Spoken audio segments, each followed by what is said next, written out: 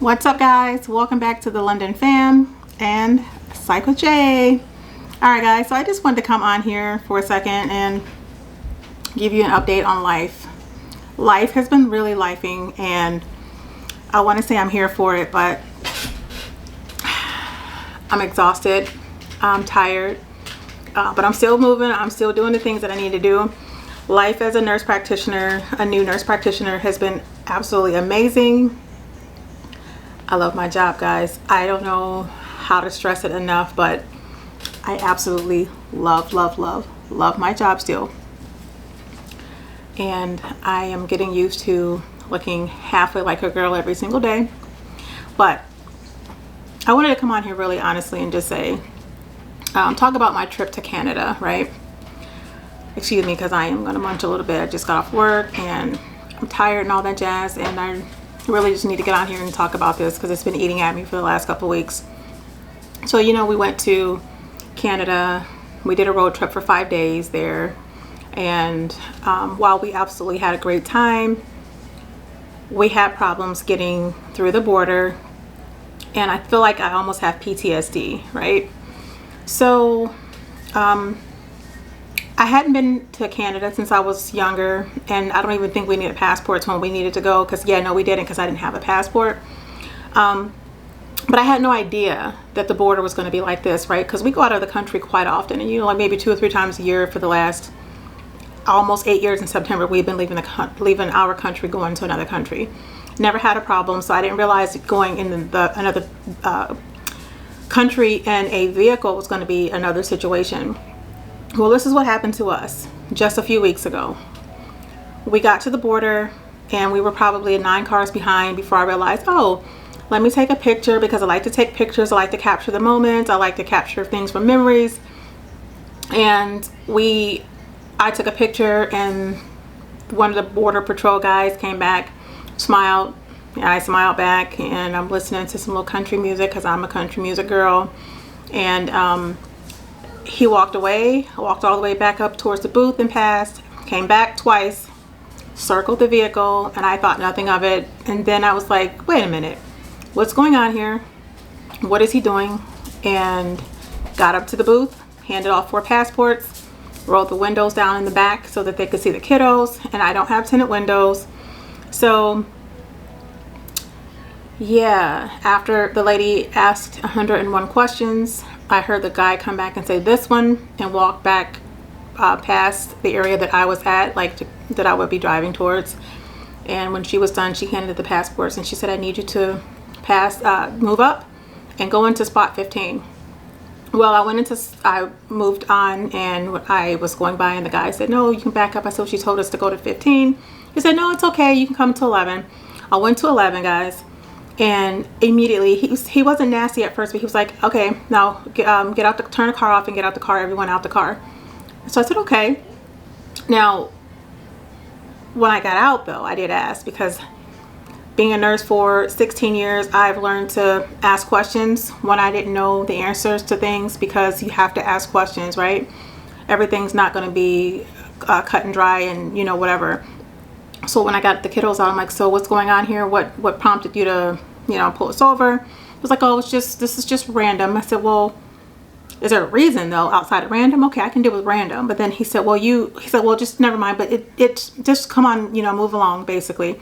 So I asked him, I said, well, what's the problem? He said, there's no problem. I said, well, I knew something was going on, because you came back after the first time. You came back and circled our car like twice.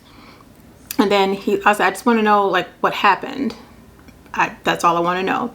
He said, well, I can sense that you're frustrated. I'm not frustrated. I just have a question. I want to know what's going on here. Like, this has never happened to us. I just want you to tell me why. Like, was there a reason? What happened? So at that point, he's like, well, I can tell that you're really frustrated now. So now I can tell that he's trying to get me to be frustrated so we can make something out of nothing. So he told me, well, you know, your kids are going to go over here and then you're going to go. I said, listen, that's when enough is enough. We're not separating. Pump the brakes. My kids are not going anywhere that I'm not going. I said, this is where we stop, right here. He told me to go have a seat on the bench. Prior to that, I tried to take my phone out of the car because it was on the dash, because with our directions. It was on the, you know, the GPS. So he told me no, leave the phone in the car. I could not take the phone out the car. Wasn't allowed to take anything out of the car except ourselves. Well, then didn't say this, but I was looking at the lady that they had pulled over right next to me in spot 12. She was walking and kind of like pacing back and forth on her phone.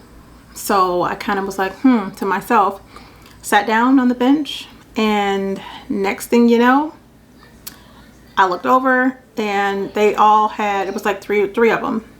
They had all of our stuff out of the car. They took everything out of the trunk. Literally everything out of the trunk to push up the little thing to look at the spare tire back there. Like everything was on the floor from the trunk. Everything that was inside of the vehicle was outside on the ground as well. The kiddos' blankets, the kiddos' snacks, like they just didn't care at all. So after watching that, they saw my face, show expression. I was trying to smile at the kids and make it seem like everything was okay. And I was frustrated.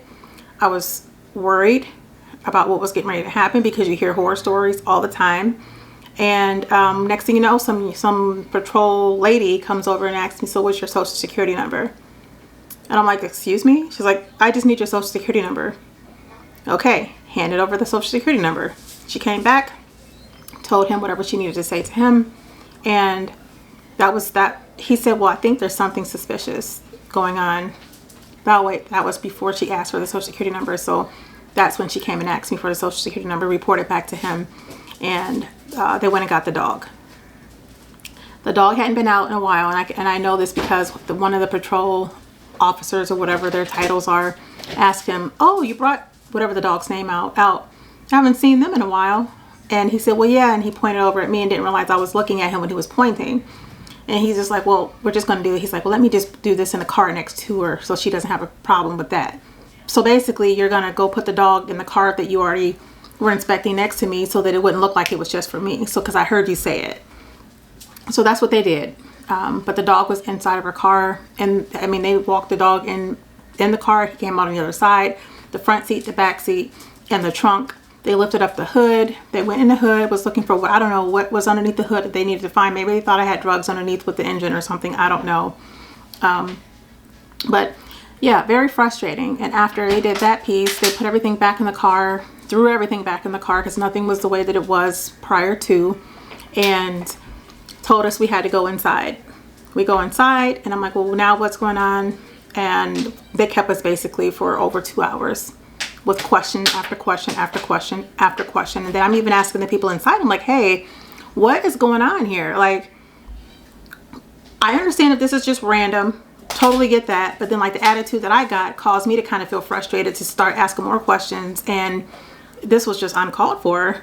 So I want to know what happened, what prompted this, because now we're in here. And then after some time, they're calling me up. They called me up to the counter like a total of 4 times.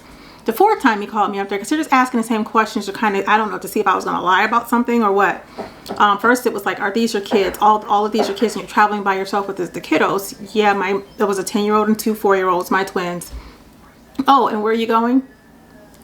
I'm going to Niagara Falls. Okay, but where at? I'm going to be staying in where we stayed at.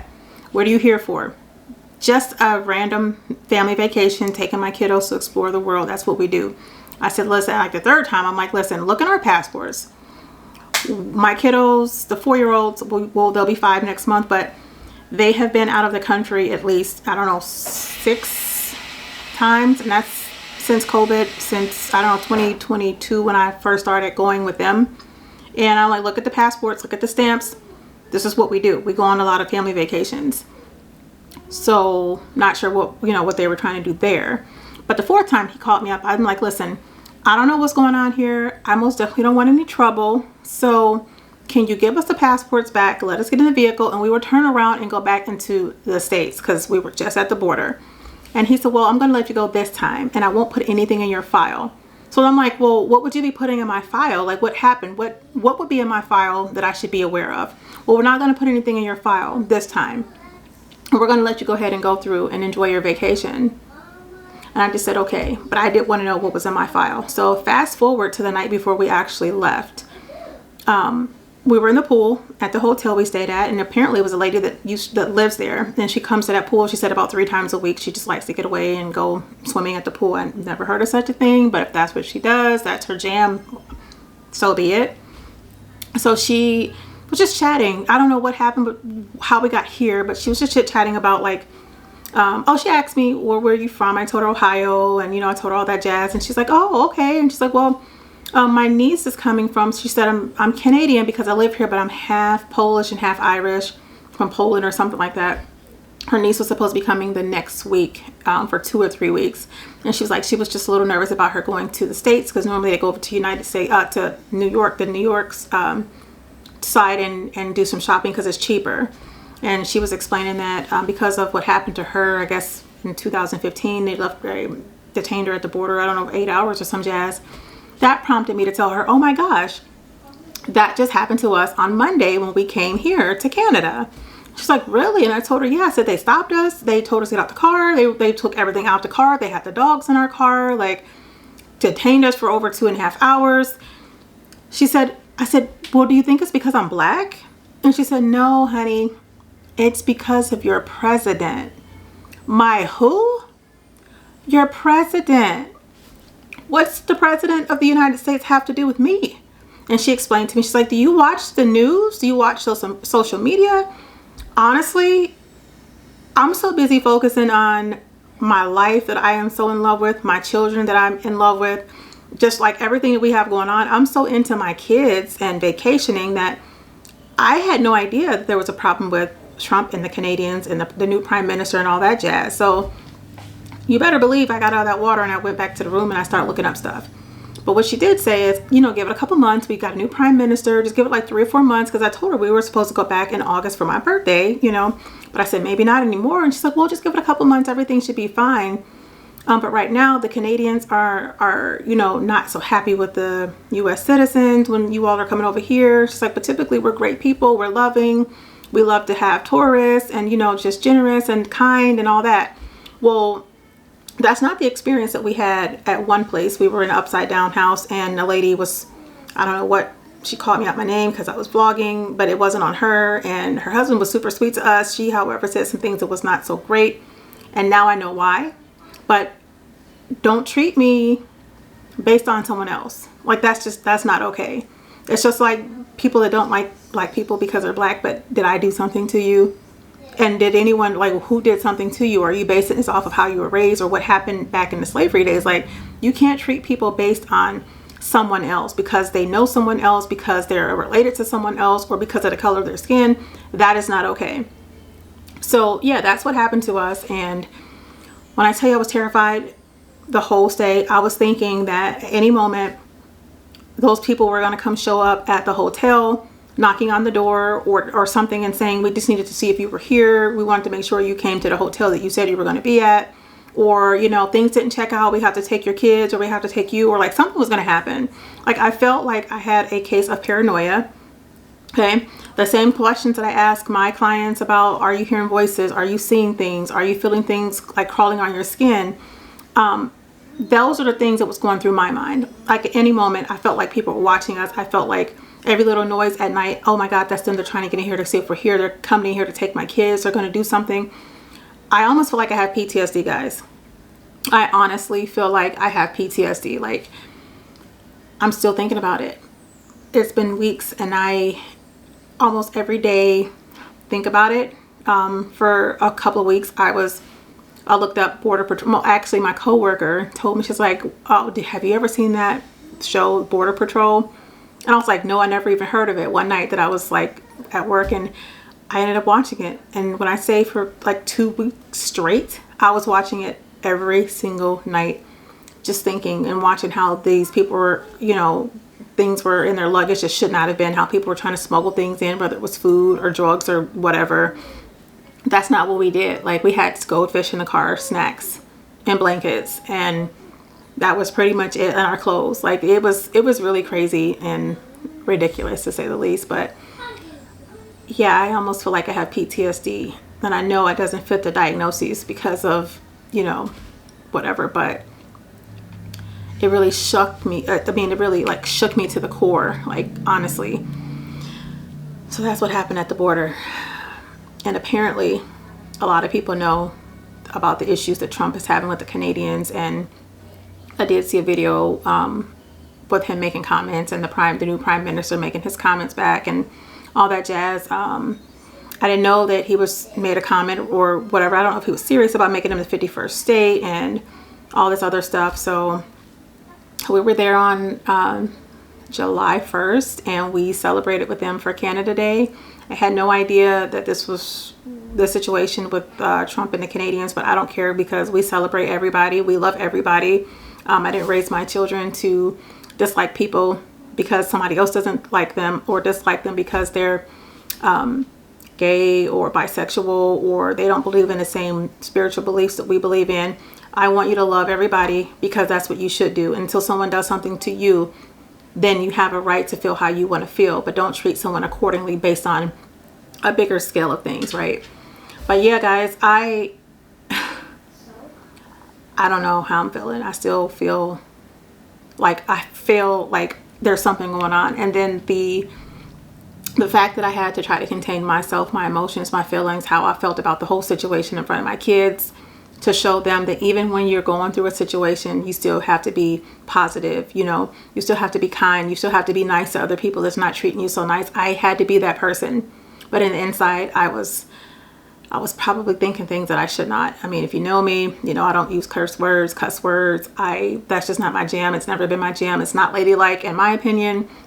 And it's just not something I've ever gotten into. Like even saying the smallest of the words, I just prefer not to. But yeah, Border Patrol is a disaster. It can be a disaster, and I would love to go back to Canada. We had an amazing time. Those 5 days were absolutely amazing. It was great. Clifton Hill, if you go, you have to go to Clifton Hill. We were down there at least, I think, almost every day that we were there, honestly, because there was so much stuff to do, and we just found ourselves there every day. But yeah, guys, that PTSD, that border patrol really did something to me. Like, I've never been made to feel like that in my whole life. Like, yeah, terrified me beyond words. Like, I don't even know. But yeah. All right, guys, I just need to let you know what's going on at the border. If you do travel into another country, just make sure everything is everything, and just try to be positive and not negative. Because what I also found out was the lady at the pool, she told me, she said, well, did you start asking questions? And I was like, yeah, I started asking questions because I wanted to know what was going on, like what happened. Like, you know, was my car said to be seen somewhere, or a car that fit that description? Did we fit the description? A lady and 3 children in the vehicle? Like, yeah, I wanted to kind of know. And she said, well, that probably made it worse because you started asking questions and it was suspicious. It's suspicious because I want to know what happened. It's suspicious because I want to know like a rationale behind something. It's suspicious because a mother wants to protect her kids and to know like what's getting ready to happen here. Like that's a problem. So I don't know. I hope they can get that together, not just for between the United States and Canada, but like the division is so real. It is super real, and it's unnecessary. Like, why are we divided? What's the reason why we have to be divided? The people up here can't get themselves together. Why do we have to down here have to jump on board and to match the person up here? Like, that's just not okay. Be yourself. Love who you want to love. Dislike who you want to dislike because of how you feel, not based on somebody else's feelings or thoughts or opinions on someone, a country, a nation, or anything like that. Like, it's just foolish. It's just pure foolishness. So yeah, guys, I digress. Yeah, I think I need to sit down and talk to myself about the situation, because there's no reason why I'm still feeling like this weeks later. It just really did something to me. Really did. But Border Patrol from Canada, guys, and I was kind of hesitant to make this post. That's why it took so long. Because, oh, let me tell you, they did go through my camera, my vlog camera. They went through my camera, I guess, to see like what kind of stuff was in there, like what we had on there and all that jazz. Because when I got back in the car, the camera was on. I had it on a tripod, like connected already and everything, because we were vlogging like different parts of us, our travel. So it was already back in the back seat and everything. They had it on. They had it, whatever they were doing with it. And I found out later that they will do that. And that's probably why he said to leave the phone in the car. They will go through your phone, go through your text messages, try to go through anything to see if there's anything crazy on there that would give them a reason to say you're inadmissible or whatever that word is. But yeah, they most definitely went through my camera. They went through my vlog camera. Yeah, I was told they can do that. So they went through my glove compartment, pulled out the papers. There wasn't anything in my armrest because I had just cleaned the car out. But they most definitely went through that stuff, and I just found that to be a problem. When we drove off after they gave us the okay, guys, I drove off and I was shaking because I just thought that they put something in the car. They put something underneath the hood, and they were going to have us stopped a couple miles up or a couple feet up or something and pull us over and say, oh, we found this, now we've got to detain you, like we got to send you to jail, your kids are going to have to go X, Y, and Z. So yeah, life altering situation for me. I've never been made to feel like this in all my life, ever felt like this. At first I was thinking racism at its finest, but I don't know what to think or feel or believe at this point. Apparently it's a situation because of our president here in the United States. Listen, one way or the other, I'm not coming down here to share how I feel about President Trump. Just pray for him like you pray for anybody else.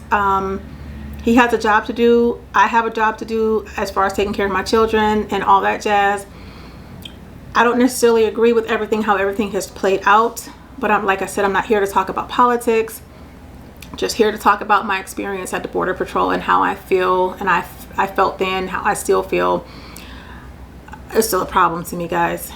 I don't know how long it's going to take for me to get over it, but this was my experience. Comment down below if you had a similar experience. You know, like, I didn't want to come on here and talk about this initially because this is why I thought I was going to go back to Canada one day, and I didn't want them to see this and put this in my file that they talked about and say, well, based on something we were able to have information on or we were privy to, you're not able to come into Canada because of X, Y, and Z. Or did you upload a video and talk about the Canadian Border Patrol situation?